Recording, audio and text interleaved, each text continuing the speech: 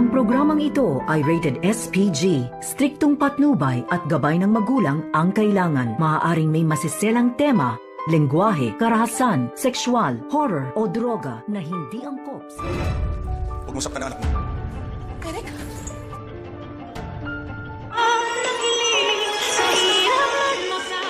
Narito na nga ang ating pakaabangan ngayong Lunes. Sa abot kamay na pangarap, marami nga ang nagulat dito sa nangyari dahil sa ginawa ni Giselle na kinaladkad niya itong si Justin palabas ng Apex Hospital. Wala daw itong karapatan ng bastusin itong si Giselle sa loob ng kanyang ospital at dito nga na biglang dumating ang lalaking hindi pa kilala at dito naman na sinabi ng lalaki ito na wag daw saktan ni Giselle ang kanyang anak at sa narinig nilang lahat ay labis ngang nagulat ang mga ito, lalong-lalo na itong si Giselle na tinanong niya ito kung tama ba ang kanyang narinig dahil dito kay Eric na yun pala ay ang ama dito ni Justin at dito nga nasiwalat na ang katotohanan na buhay pa nga talaga itong anak ni Giselle na si Justin. At dito rin na tumawag itong si Kinito dito nga kay RJ at sinabi na kinakailangan daw niyang makausap itong si Giselle tungkol sa kanyang anak. At dito rin nasabi ni Kinito kay RJ na kinakailangan na makausap din nila ito dahil may mahalaga din siyang sasabihin tungkol sa nangyari nga bago maaksidente itong si Don Pepe. Kaya marami pa tayong revelasyon na ating aabangan sa panibagong yugto ng abot kamay na pangarap.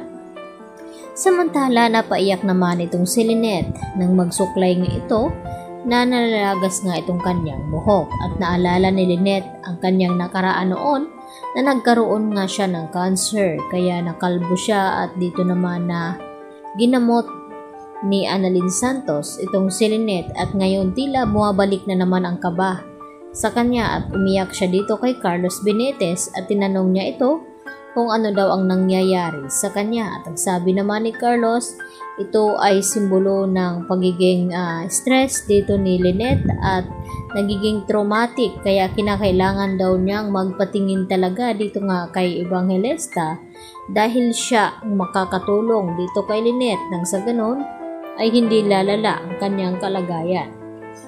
At panaginip naman pala ang nakita dito ni Giselle na tumayo nga itong si Don Pepe at niyakap siya. At dito rin na nagpapahiwatig at sinabi ni Don Pepe kay Giselle na wag daw mag-alala dahil makakasama na nga daw niya. At hindi sinabi ni Don Pepe kung sino ang kanyang tinutukoy sa kanyang panaginip.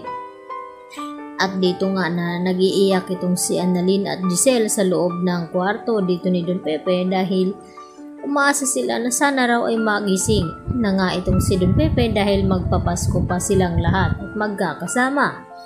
At dito naman na dumating itong mga kaibigan ni Annalyn at lalong na itong si Michael at kinamusta itong si Annalyn kung natutulog na ba daw ito.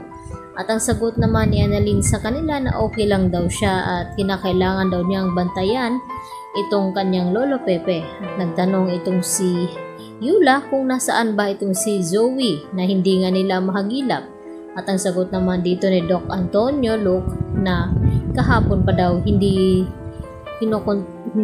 nakakausap ni Doc Antonio Luke itong si Zoe dahil hindi sinasagot daw ang mga tawag nito. Kaya nagtataka na ang mga ito kung nasaan ba at sabi naman ni Annalyn na sana raw ay intindihin na lang muna daw nila itong si Zoe dahil sa nangyayari nga ngayon kay Lolo Pepe at nakiusap itong si Annalyn na kapag pumasok na sa Apex itong si Zoe ay sana wag na daw nila itong paringgan na kung ano-ano at humahanga naman itong si Doc Remeneses dito sa kabaitan dito ni Annalyn na kahit inaaway siya ni Zoe ay mabait pa rin ang kanyang pakikitungo.